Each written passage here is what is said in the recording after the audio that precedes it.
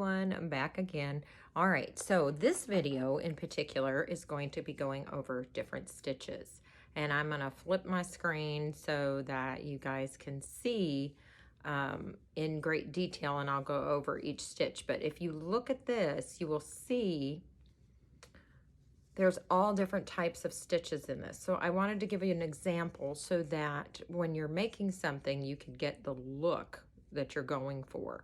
And of course, different yarns are going to have, like this one is Impeccable by Loops and Threads, and they're not, you know, anything that I'm getting sponsored by or anything, but it just shows you the different types. This particular yarn is what I've used for this to show in great detail the differences in the stitches that you're going to do. But if you're using a different type of yarn, the stitch will look just a little bit different. Okay, so let me flip the screen. Okay, so here we have, I wanted to show you at the very beginning. There's your single crochet, and then it turns into the half double crochet. So I did a few rows here, and then after a few rows of, well, actually I think these ones are the half double crochets, and then a single crochet, and then these are the double crochets. Okay, as you can see, they're a little more spacious. And then I wanted to start showing you what happens if you want to have bigger openings. All you would do then is go in with your double crochets, and then you would skip. You'd go into there, you'd skip one, go in here. So you wouldn't go in there, you'd go in here, and that's how you get that gap. Okay, so that's the way, but that's double crochet as well. But what I did for that top row was single, so that I could get it definitively different, just to show the differences. So that's how you get those particular ones, okay? This is one row of put a double crochet here, skip, double crochet, skip, double crochet, skip. You see all the way through.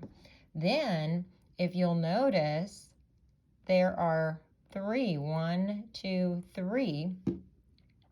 My fingers might be showing that. But in these, it's 1 double crochet, 2 double crochet, 3 double crochet. All right, inside to get that look. So there's different looks to get it. Now, then what I went ahead and did was I did like a V. I'd do a double crochet and then a double crochet. So it gives a V look, if you can catch that. Then, let's see if I can get there. Wow. Because I don't want to have you miss that. And here again, then I did, let's see if I did that. Yeah, that was the triple, or 3. And then this was the double crochet in that same hole to get the V look. And then I did that again up here and again here to give you a full idea of what that would look like. Then I went ahead and did, yeah, because that was half double crochet down there. This is a triple, okay? So here on this, I also wanted to show you, I did a slip stitch. Then I went into single, then I did a double, and then I did, let's see if I can do this. I'll show you what that is. Here is your half double, where you yarn over, go through, pull through, yarn over, pull through all 3. Okay, yarn over, go through. Now you've got 3, 1, 2, 3. Yarn over and pull through all 3. Okay, yarn over, go in, yarn over, pull through. Now you've got 1, 2, 3. Yarn over, pull through. That's that look. So how many times you yarn over, go in a hole, and that'll look. So now if I want these, I'm going to do yarn over twice. And then I'm going in. Oops, sorry. This is a Tunisian hook, by the way. That's a whole nother breed. Come on through. Yarn over, pull through 2. Yarn over, pull through the next 2. Yarn over, pull through the last 2. Okay, that's when you get the triple. Okay, so hopefully that was helpful. But the Tunisian hook, what you would do if you want to do this fully, you would just yarn over, and keep going, okay? Poke it through, yarn over, poke it through, yarn over, poke it through, yarn over, and then it stays on. So it's almost like it's a knitting and a crocheting, but I can do another video on all of that in particular.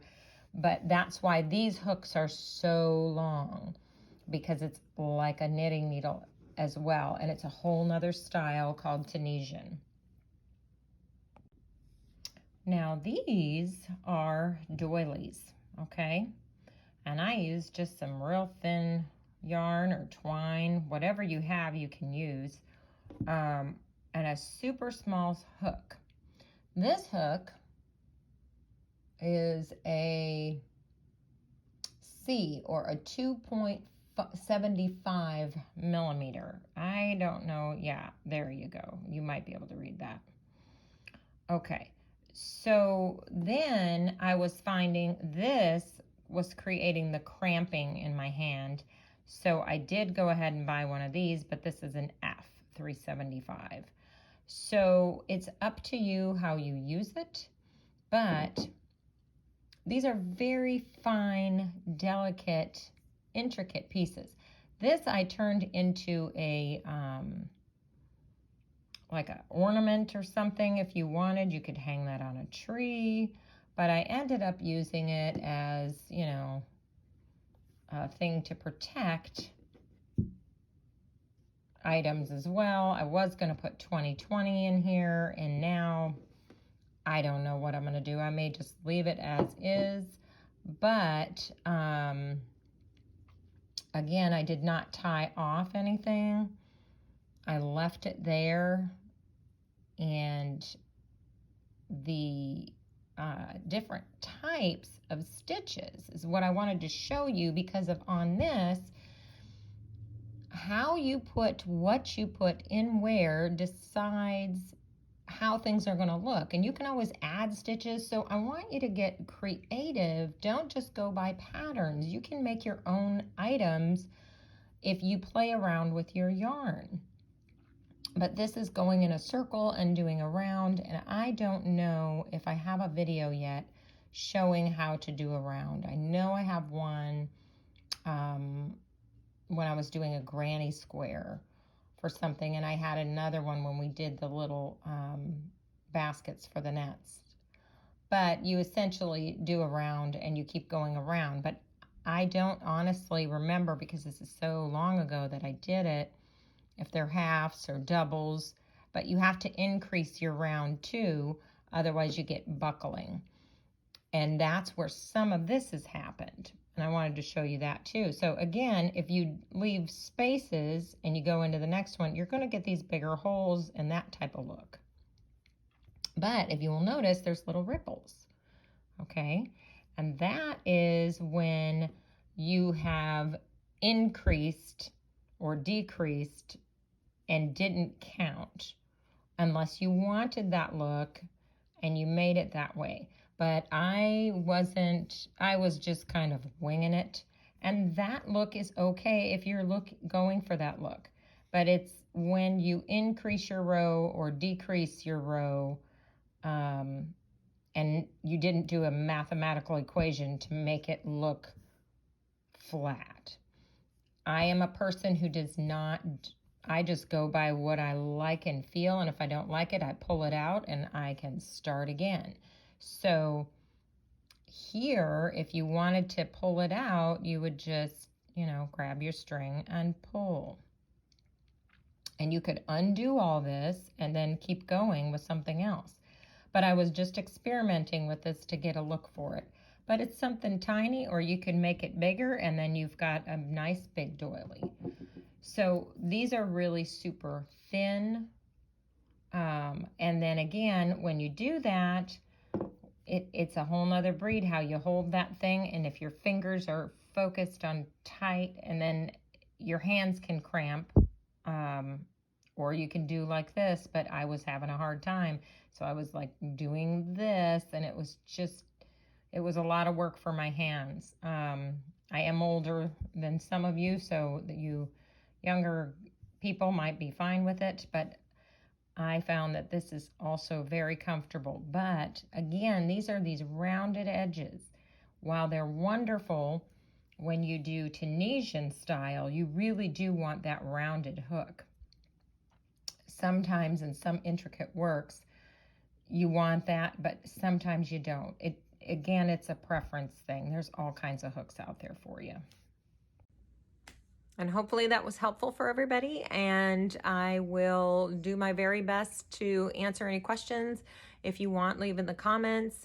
Please like, subscribe, share, and everybody have a blessed day, and try to stay as healthy and safe and positive as you can in this crazy world that we're living in at the moment. Don't forget to be kind to yourself.